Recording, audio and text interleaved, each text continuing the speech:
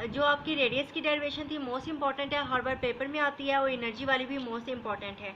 Derivation of energy of the orbit. Energy, total energy is equal to the sum of kinetic energy and potential energy. Kinetic energy is due to the motion and potential energy is due to the position. ठीक है, kinetic energy is equal to half M V square.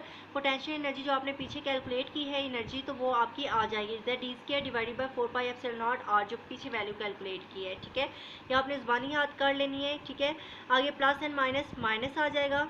Maths का rule पता है आपको कि positive plus plus plus, minus minus भी plus, अगर opposite होंगे तो वो माइनस आ जाता है। ठीक है, इस तरह प्लस माइनस माइनस। नेक्स्ट, आपने किसी भी ऑर्बिटल्स की एनर्जी को कैलकुलेट करना है, तो आपकी 1/2 यहाँ से एम जो Z E square 4 pi epsilon not है, तो आपने उसको एक साइड पे कर लिया, मीन्स कि यहाँ पे आपने एलसीएम लिया है। ठीक है, उसके बाद जब एलसीएम ले लिया तो यहाँ पे ये फैक्टर आपका कॉमन आ जाता है, ये चीज़ Z E square 4 pi epsilon not R, ये आपका कॉमन आएगा। तो यहाँ पे क्या रह जाता है 1/2, और ये जब कॉमन लेंगे तो 1 आ जाता है। 1 को 1 डिवाइड कर सकते हैं ना, मीन्स के 1/1। तो यहाँ पे फिर जब इनका एलसीएम लेंगे तो -1/2 आ जाएगा, मीन्स कि ये फुल टर्म इसी तरह इसका एलसीएम लेंगे तो -1/2। Then it comes to be Z E square over 8 pi epsilon not R, means के माइनस आ जाएगा, -1/2 है तो ये माइनस उसी तरह आ गया, 2 को 4 से मल्टीप्लाई करके यहाँ पे 8 आ गया। आपने वैल्यूज पुट कर देनी है from the equation 5 into equation 8। E N जो है वो Z D square over 8 pi epsilon not R की वैल्यू जो आपने पिछली इक्वेशन में रेडियस कैलकुलेट किया है, तो वो आपने ये वैल्यू लिख देनी है। अब पाई पाई सेम है तो ये आपस में कैंसिल आउट हो जाएंगे, बाकी टर्म्स ये आ जाती हैं। जी इज़ द अटोमिक नंबर आ जाता है। अटोमिक नंबर आप हाइड्रोजन का कैलकुलेट करते हैं, इट कम्स टू बी 1, तो आपने जी की जगह 1 पुट करना है, तो बाकी जो टर्म्स होगी वो आपकी ये वाली आ जाती हैं। जिस तरह आपने रेडियस को कैलकुलेट किया था उसमें एक कांस्टेंट टर्म आ रही थी और एक आपका एन वैल्यू आ रही थी जो कि ऑर्बिटल्स को शो कर रही है। इस तरह एनर्जी में ये जो सारी टर्म्स आ रही होती है वो आपकी कांस्टेंट हो जाती है, और 1/n² जो है ये आपका वेरिएबल है, मीन्स के जो आप चेंज कर सकते हैं। जो कांस्टेंट है उसकी value it comes to be 2.178 × 10⁻18। ये आपने ज़बानी याद करनी है कि उस A0 की क्या वैल्यू थी और इस कांस्टेंट की क्या वैल्यू है। ठीक है, नेक्स्ट 1/n²। तो इस यहाँ पे फिर आप एनर्जी को कैलकुलेट कर सकें बाय फार्मूला के -k डिवाइडेड बाय n² से।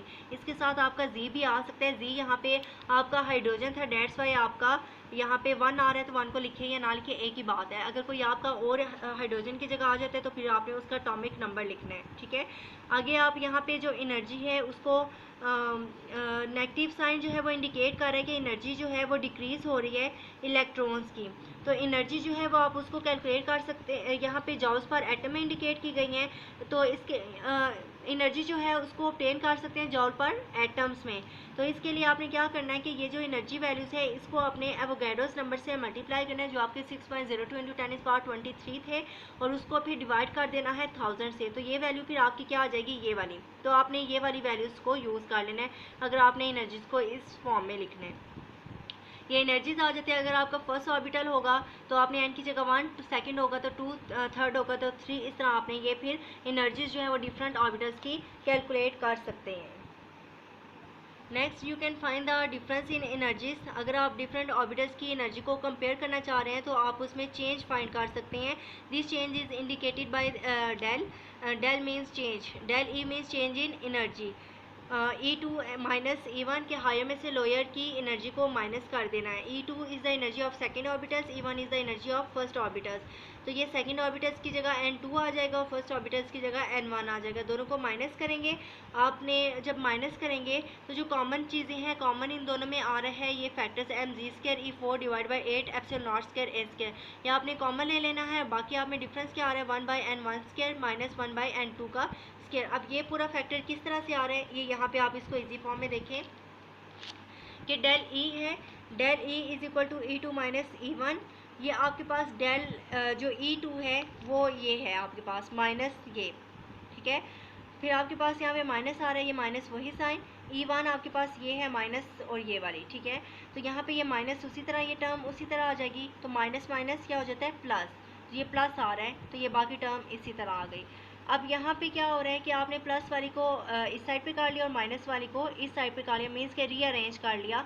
तो यहाँ पे n1 वाला पहले आ गया, फिर n2 वाला बाद में आ गया। ये चीज़ मीन्स के ये चीज़ बन जाती है। अगर आपको यहाँ से समझ नहीं आ रही तो ये आप सिंपल फॉर्म में कर लें, तो ये आपको समझ आ जाएगी। आपने हाइड्रोजन एटम्स के लिए कैलकुलेट करनी है। इसमें आपने जहाँ भी z आ रहा है तो z की जगह आपने 1 पुट कर देना है। इस तरह ये आप डेल ई जो है वो कैलकुलेट कर सकते हैं। ये कांस्टेंट वैल्यू आपने लिखी और ये ऑर्बिटल्स को फाइंड किया। जो भी आपके ऑर्बिटल्स में जिस चीज़ की भी एनर्जी में डिफरेंस फाइंड करना है तो वो ऑर्बिटल्स आप लिखेंगे, हाई में से लोहे को माइनस कर देंगे और ये आप फैक्टर्स लिखेंगे। इस तरह आप डेल ई को कैलकुलेट कर सकते हैं। नेक्स्ट आप जो फ्रीक्वेंसी है वो भी कैलकुलेट कर सकते हैं according to Planck's quantum theory. Del E is equal to H V की एनर्जी जो है या लाइट जो है वो पैकेट्स के फॉर्म में ट्रैवल करती है।